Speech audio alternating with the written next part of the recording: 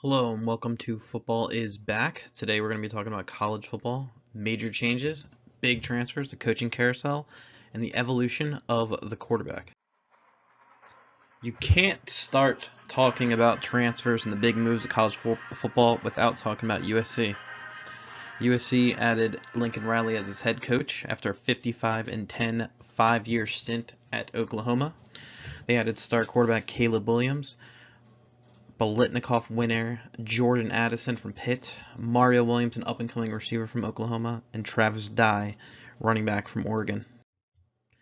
Caleb Williams had 11 games last year, 1,912 yards, 21 touchdowns, 4 interceptions, and a 65% completion ratio.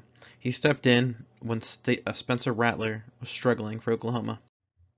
Jordan Addison, the Bolitnikoff winner, 2021 stats. He had 1,593 yards, 17 touchdowns, 100 receptions. If you look over his career, he had 2,200 yards, 21 touchdowns, and 160 receptions. Travis Dye, last year he had over 1,200 yards and 16 touchdowns. Over his career, he has had a hefty amount of carries, over 3,000 yards and 21 touchdowns. Mario Williams is an up-and-coming player last year. He had 35 receptions, 380 yards, and 4 touchdowns. His rapport with Caleb Williams should transfer over to USC. Next, we have Oregon. Oregon added coach Dan Lanning, defensive coordinator from Georgia last year. He brings over from Florida State OC Kenny Dillingham, who actually started coaching at the age of 17 in high school because of an injury.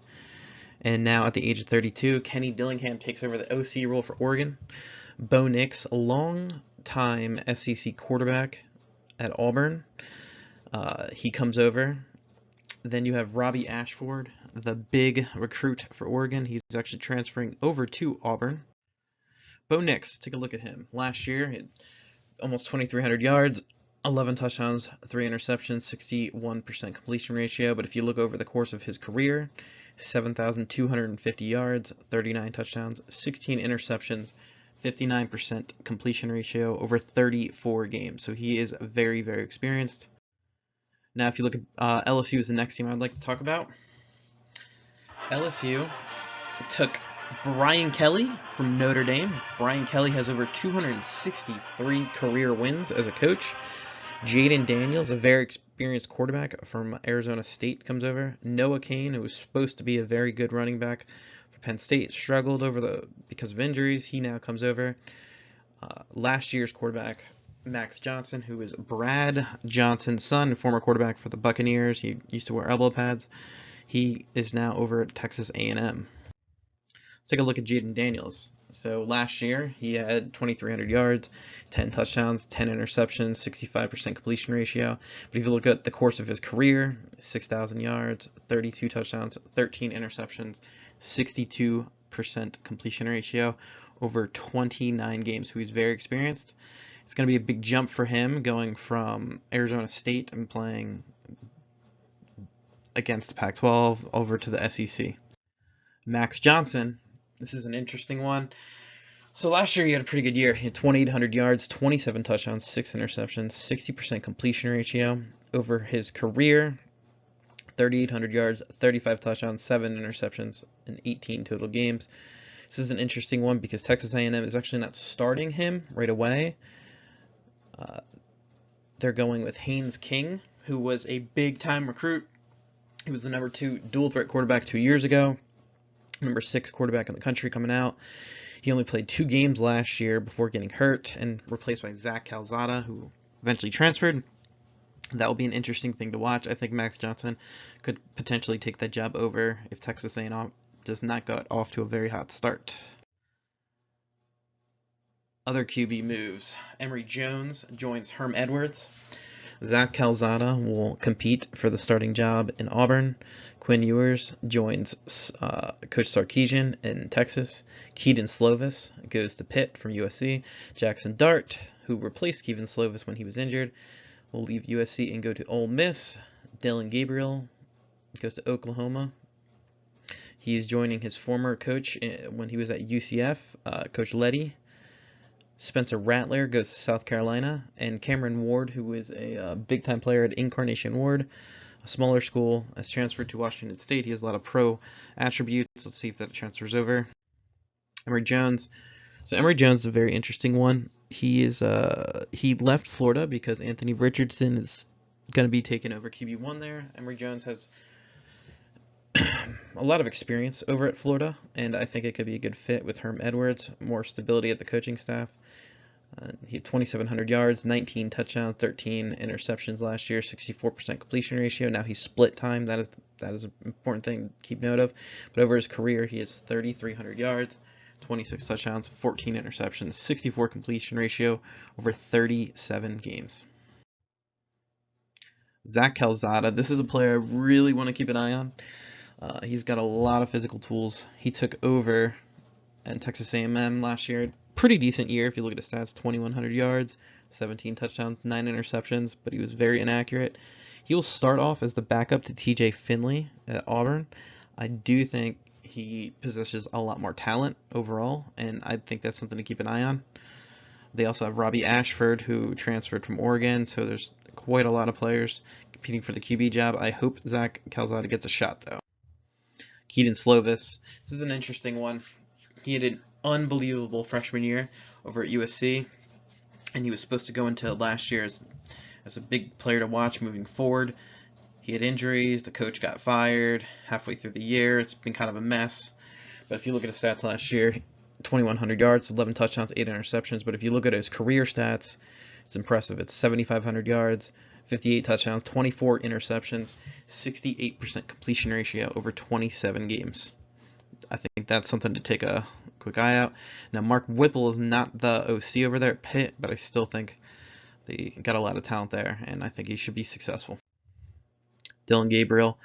If you look at his career, it's absolutely fantastic. He had a major injury, so he's been bouncing around from a couple places. But if you look at his stats alone, 8,000 yards, 70 touchdowns, 14 interceptions, 60% completion ratio. He lands at Oklahoma. Oklahoma is going to be an interesting team to watch because of the LincolnRiley fallout and the fact they are going in a defensive direction with a new coach. I think it should be fun to watch, though. Spencer Rattler, at one point in time, was considered a top 5 QB going into last year. Ends up getting benched halfway through for Caleb Williams. So he decided to transfer to South Carolina this year. So last year, not much stats to look at, honestly.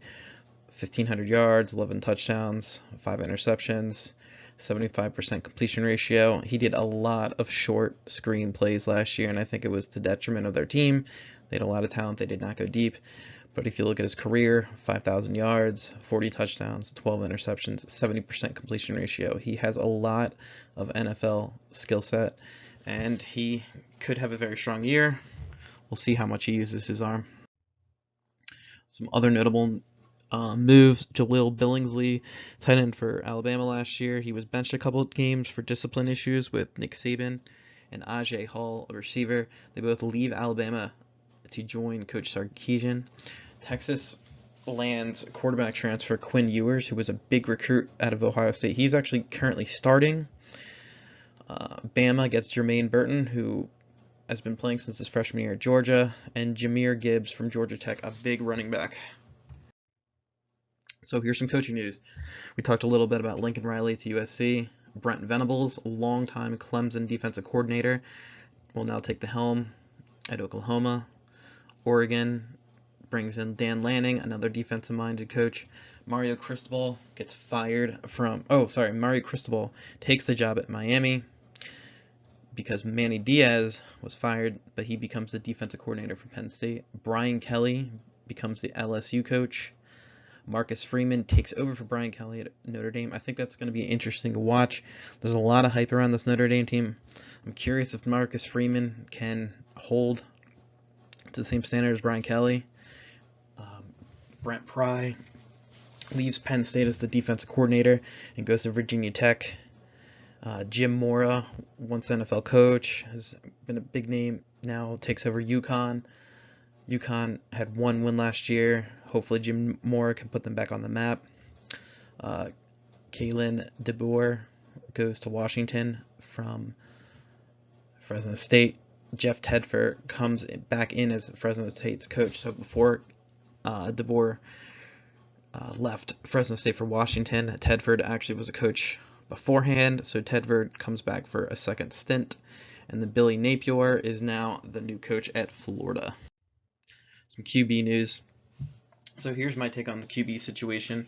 Over the years, it's changed. Usually there's 3 or 4 players that people are watching and excited about. In 2014, Jameis Winston bust on the team as a true freshman and not so deep of a quarterback class. But this year, you had 3 underclassmen from last year that came in and busted the scene, and now they're the top players to watch this year. You have Bryce Young, CJ Stroud, and Caleb Williams. They are the S tier. They are the top players to watch this year. The next group, you have Will Levis from Kentucky, Tyler Van Dyke from Miami, Devin Leary, Anthony Richardson, Will Rogers. So these are that next group that I believe they could get into that top tier level. And then the next group is all completely talented players: KJ Jefferson, Hendon Hooker, Grayson McCall, Jake Hayner, Dylan Gabriel, Jackson Dark, Malik Cunningham, Sam Hartman, Cam Rising, Brennan Armstrong, Spencer Rattler, Dorian Thompson-Robinson, Clayton Tune, Stetson Bennett, Phil Jerkovich, Jaden Daniels, Tanner McKee, and Max Johnson. Once again, Max Johnson's not going to be the starter, but I do think he has a talent to start. Some players that could surprise: Quinn Ewers out of Texas, Jordan Travis, Florida State, Zach Calzada at Auburn, DJU, I'm not even going to pronounce his name, from Clemson. Whoever takes over that Penn State job, they went with Sean Clifford. I do not understand why. Peyton Thorne, Michigan State, I think he has some promise in him. And Haynes King, who is currently the starter at Texas A&M, maybe he's the big surprise.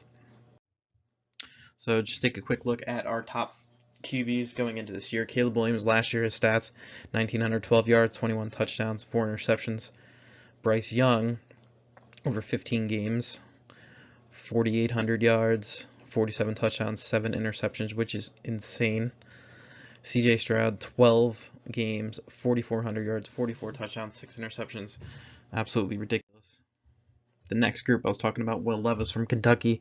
Right now, scouts are raving about his potential in the NFL. Over 13 games, he had 2,800 yards, 24 touchdowns, 13 interceptions. Obviously needs to work a little bit more on his accuracy and holding on to the ball. A little too many turnovers. Tyler Van Dyke, last year he had almost 3,000 yards, 25 touchdowns, 6 interceptions. He could be due for a very big year. Possibly could put Miami back on the map. It's a big if. Devin Leary, 3,500 yards, 35 touchdowns, 5 interceptions. Absolutely ridiculous. From NC State, I think he has a ton of potential. I'm a big fan of him. Reminds me of Derek Carr coming out. Anthony Richardson, 7 games. Now his stats really don't show much, but he is a trait player. Scouts absolutely drool over him, so he's got a lot of big hype over him. He's like Cam Newton. Will Rogers, Mississippi State, if you look at his numbers, they're ridiculous also. 4,700 yards, 36 touchdowns, 9 interceptions. He is coming back to Mike Leach's offense. He could have an absolute tear this year. The next group I mentioned, a couple of them. A lot of players here to keep an eye on. Cam Rising from Utah, KJ Jefferson, Arkansas. Pretty much anybody on this list could burst out. There's a lot of players to watch this year. JT Daniels is now going to West Virginia. His new offensive coordinator came from USC. Graham Harrell, he actually used to be the quarterback at Texas Tech long ago with Michael Crabtree. Other quarterbacks: Quinn Ewers, Jordan Travis, Zach Calzada, DJU, Haynes King, Peyton Thorne, Cam Ward. I think this just goes to show how much the quarterback position has developed over the years. I think it's going to be fun to watch so many teams this year. Because right now, you just know there's 3 top quarterbacks. Only 2 of them are draftable, with CJ Stroud and Bryce Young. But I believe this is going to be one of the more exciting years from quarterback play from college football. I just wanted to get that out there. Once again, make sure you subscribe, like, and comment, and I appreciate you watching.